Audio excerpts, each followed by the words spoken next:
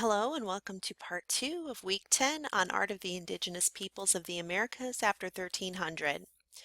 But as before, we're going to do a brief look at the ancient world of South America briefly before moving to 1300 and after. Prior to the rise of the Inca, which is the last prominent group in South America before colonization, several culture groups lived in the Andean mountain area of the west coast of South America. Like in Mesoamerica, the Andes regions provided a variety of types of environments or climates: highlands or mountains, valleys, coastal areas, and arid and temperate plains. The people of the Paracas culture of Peru created a number of art forms during the era of their florescence, about 700 BCE to 100 CE. Like their successors, the Nazca and the Moche, Paracas artists made double-spouted ceramic vessels. They also conducted elaborate burials that involved dozens of woven and embroidered textiles, like the one you're seeing on the screen. Such textiles were woven of alpaca wool and embroidered with cotton images of impersonators or shaman figures. These textiles, which were finely crafted and highly valued, would be wrapped about the seated body of the deceased in many layers, creating what anthropologists call mummy bundles. The people who occupied the Nazca Plain from 200 BCE to 700 CE are best known for the large-scale artworks called the Nazca Lines. The Nazca Lines are geoglyphs or drawings in the earth that measure from 200 to 800 feet long. They were created by removing the top layer of brown pebbles and exposing the chalky white earth underneath. The images are interesting because they are of such a large scale that the artists themselves would not be able to actually view most of them. They were rediscovered by pilots flying over the region in the 20th century. Derived from the ancient Chavin culture, the Moche culture was centered in the arid desert capital of Moche. The Moche kingdom expanded into an empire that lasted from about 200 to 600 CE.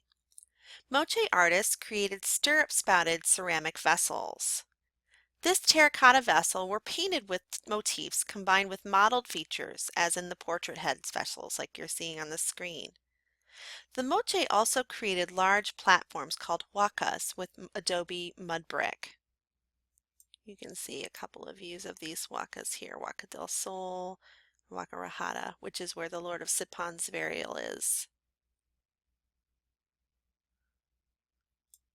The Lord of Sipon's burial is one of the best preserved royal graves in South American history. The Lord of Sipon was buried with a large number of luxury goods in gold, silver, turquoise, and shell, as well as a number of pieces of pottery and sacrificial victims as well. This ear spool from the burial seems to depict the Lord of Sipon himself, for it is dressed in virtually identical way to the body.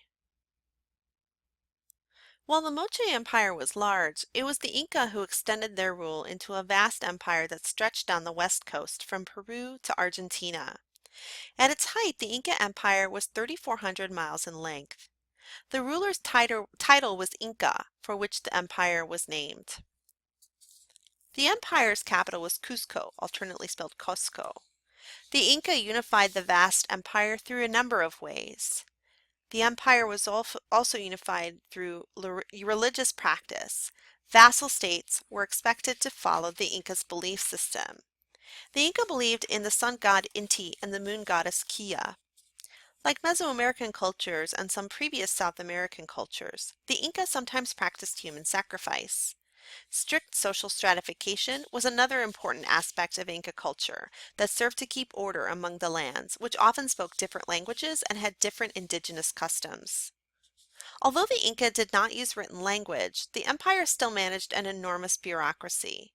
The empire collected tribute from its vassal lands through a tax system that included not only valuable goods like food, but also service through the military, public works, labor, or artisanship. The Inca did use a recording system called quipu, which kept count of goods and other countable items through knots on cord.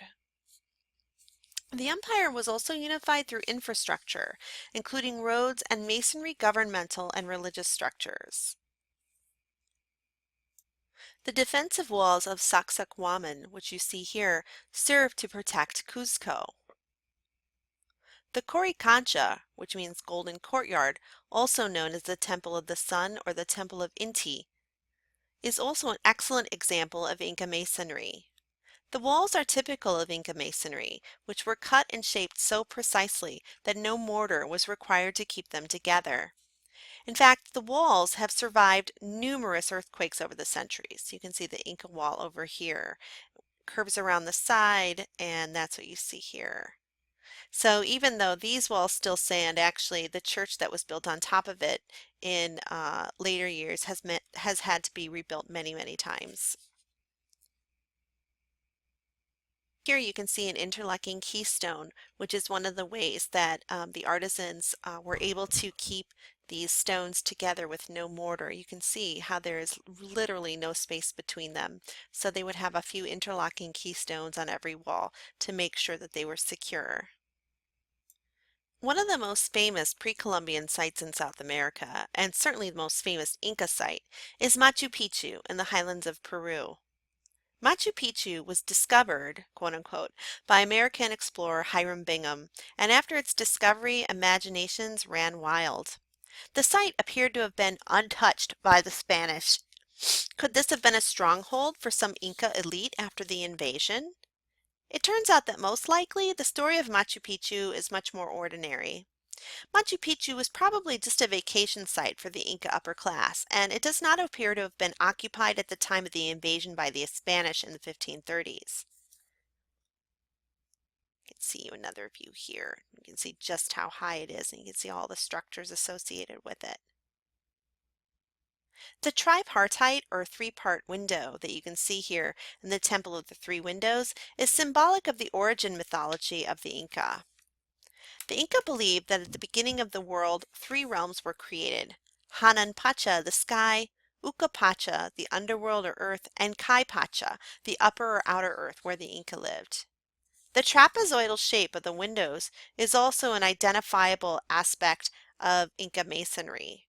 Other structures at Machu Picchu appear to be temples and residences, and a large sundial-like stone called the Intituana stone is believed to be an altar to the sun god Inti. You can see that here.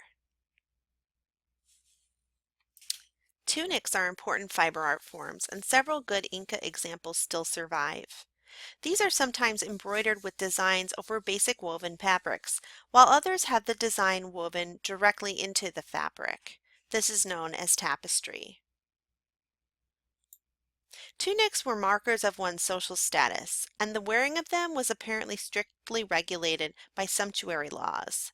The design and length of a tunic depended on the wearer's social status. With the longer the tunic, the higher of social status you are. While Inca artists worked gold and silver, they appear to have used this technology only for luxury goods. Most examples have survived in graves, as any gold or silver found by the Spanish was taken back to Spain and melted down, unfortunately. Small grave goods include tiny llamas and images of people. You can see quite a bit bigger one here. This one's 9 inches, while these are just 1 to 2 inches tall.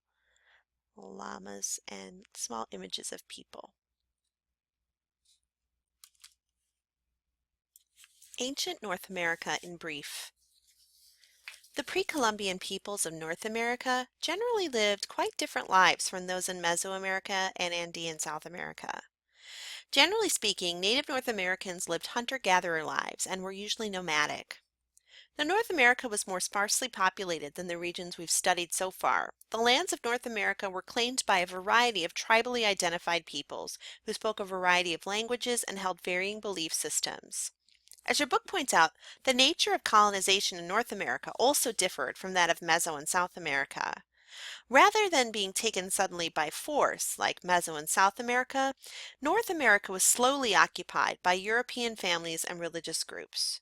Once Native Americans and the colonizers started to get in each other's way, that's when we begin to see a systematic takeover of Native Americans' lands through bribery and treaties, which were often broken, and sometimes deliberate genocide. Paleo-Indian sites abound throughout North America and have revealed arrowhead points and atlatls or spear throwers, and even ceremonial centers in places like Poverty Point, Louisiana. Early Native American cultures from which we have significant numbers of artifacts include the Adena and Hopewell cultures of the Midwestern U.S. These cultures created small, handheld artworks of a spiritual nature, such as the effigy pipe that you're seeing on the screen, as well as large-scale burial mounds like the Serpent Mound in Ohio. During the Mississippian period from about 600 to 1500 CE, Cahokia, Illinois was the site of a large ceremonial center with pyramidal mounds. As you can see here in this photo, you can see the large mound, Monk's Mound, as well as some reconstructions. During that time period, there's also evidence of a widespread culture known as the Southern Cult in the southeastern U.S. that shares many cultural links with Mesoamerica. In the southwestern U.S., the ancient Hohokam, Sanagua, and Anasazi cultures cultivated arid land through sophisticated irrigation techniques, even though they were what anthropologists called Stone Age cultures. The Anasazi built the structure known as Pueblo Bonito in Chaco Canyon, which was a large ceremonial center for over 300 years. Issues in the study of North American art. There are several issues that affect our understanding of North American cultures. Some of these issues make it difficult for scholars and students to study North American art. Some of these are issues of Western prejudice, and some are unique areas of inquiry that art historians and students find interesting. Many of these issues are the same that we will see affect the study of African art as well. The first issue that Western students and scholars encounter is the use of oral traditions rather than literary traditions. The lack of records gives North American art a false sense of anonymity to those studying it from a Western point of view. Secondly, preservation of art is not part of most North American traditional value systems, and most art forms, on top of that, are made of media and materials that are quite perishable. They're non-permanent and erode quickly over a short period of time. Furthermore, the study of North American art is affected by Western or European attitudes. Colonialism in the US and Canada tends to perpetuate a view of Native Americans as the vanishing Indian, who is not only hopelessly traditional in a fatalistic, out-of-date way, but also not considered an integral part of modern society. Finally, the issue of authenticity is one of interest to contemporary scholars and students. What makes a work authentic and representative of Native American culture? Does an artwork by a Native American have to replicate traditional ideas and imagery to be considered genuinely Native American? Is the concept of authenticity one that considers Native Americans' point of view at all, or is it a purely colonial concern?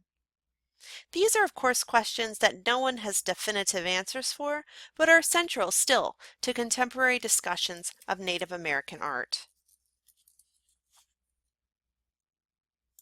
North America after 1300. Eastern woodlands. The eastern woodlands post-1300 includes a large number of culture groups, including the Hidatsa, Illinois, Iroquois, Chickasaw, Eastern Sioux, Delaware, and Seminole. Like many native North American cultures, the eastern woodlands material culture focused on the creation of small, portable, and perishable items for personal use and adornment. Most groups were nomadic or semi-nomadic, moving at least once during the year. Basketry was a very important art form, preferred over pottery for providing lightweight and decorative containers and carriers. You can read the section on basketry on page 848. Eastern woodlands artists often decorated everyday objects using quill work. Quill work is a decorative embroidery technique that utilizes porcupine quills that have been softened and dyed. The quill serves as needle and thread both. Baby carriers and pouches, as well as clothing, were decorated with quill work. Iroquois and Delaware artists also decorated belts with beading. So-called wampum belts were made of shell beads, like the one you can see here, that were created as historical documents as well as currency. Later, after European contact, glass beads were usually used in place of shell beads or quill work, as in the shoulder bag you can see here, and also in some of these other examples. Plains. Eastern woodlands cultures were pushed westward and developed into distinctive plains cultures. Plains cultures included Cheyenne, Crow, Blackfoot, and Lakota. These nomadic groups utilized several art forms made of buffalo hide, which was plentiful until the 19th century. The teepee, a portable form of housing, was decorated with painted, quill work, and beadwork motifs. Beaded and embroidered clothing was another important art form, as were buffalo hide robes, like the ones that you're seeing on the screen. Hide paintings often depicted important events in the plains life, like successful hunts or battles. A person central to that event could wear the robe, with the image facing outward and the warm fur facing inward. Northwest Coastal. Northwest Coast cultures include the Tlingit, Haida, and the Kwakiutl.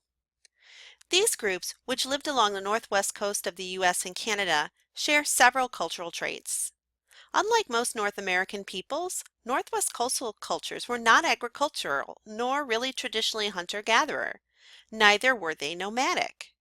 Northwest coastal peoples lived in permanent residences on the coast and subsisted on what they found in the ocean. Many similarities in cultural traditions and art of the Northwest coastal groups can be attributed to ancestor veneration. A photo on the screen displays skidgate or Haida mortuary poles, a type of ancestor pole or totem pole created to house the body of as well as celebrate the ancestry of the deceased.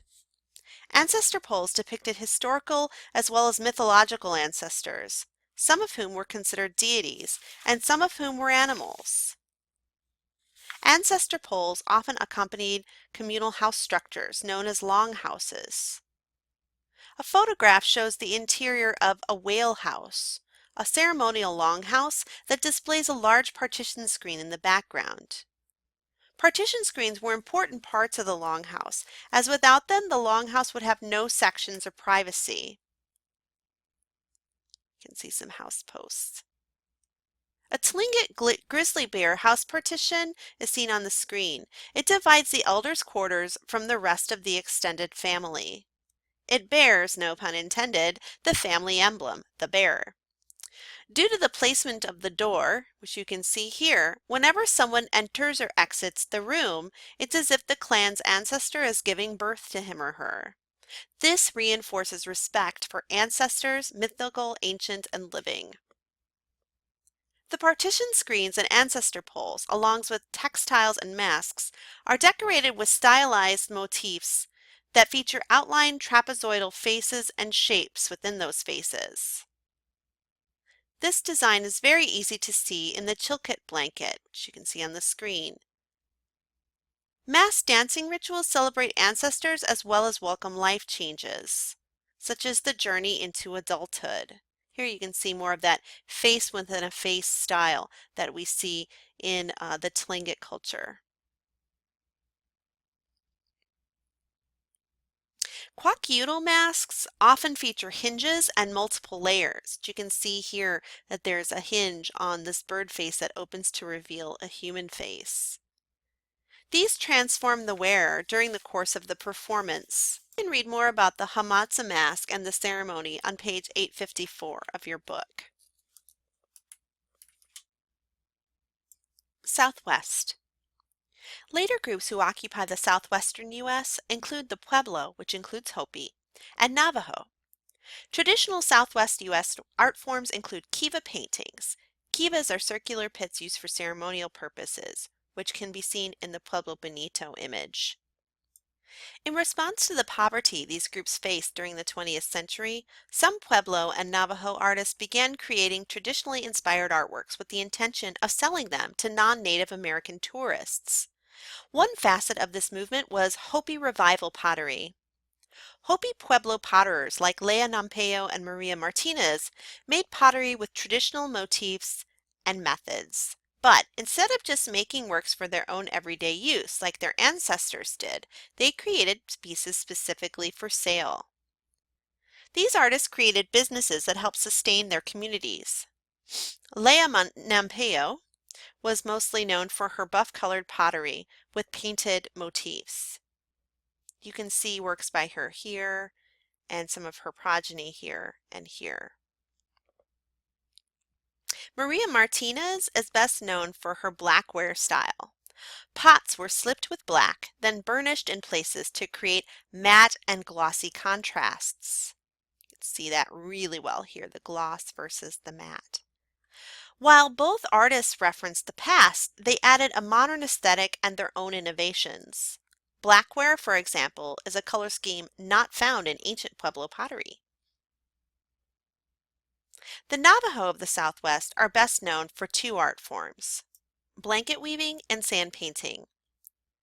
Blanket weavers crafted pieces that served not just for cover, but as clothing, wall hangings, and rugs. Traditional Navajo motifs are highly abstract and form bands across the surface. Over time, motifs multiplied and more complex patterns emerged. In the 1700s, Navajo weavers had used wool from sheep. However, influence from Hispanic Mexico introduced commercially made fibers in the Navajo's repertoire. Often Navajo artists would purchase cheap blankets in Mexico, then unravel them and use the yarn in their own designs. Sand painting is a uniquely Navajo art form in North America. Artists dribble colored sands from their hands in designs that are shamanistic, in that the combination of traditional designs is intended to have a real effect, especially through healing. While blanket weaving and pottery were usually done by women, sand painting was traditionally done by men. A relatively strict division of art by sex seems to be an ancient trait of the Southwest. We'll view some contemporary artworks by Native American artists in a later chapter. That wraps up Week 10 on Art of the Indigenous Peoples of the Americas after 1300. Next week, Week 11 presents Art of Africa and Oceania.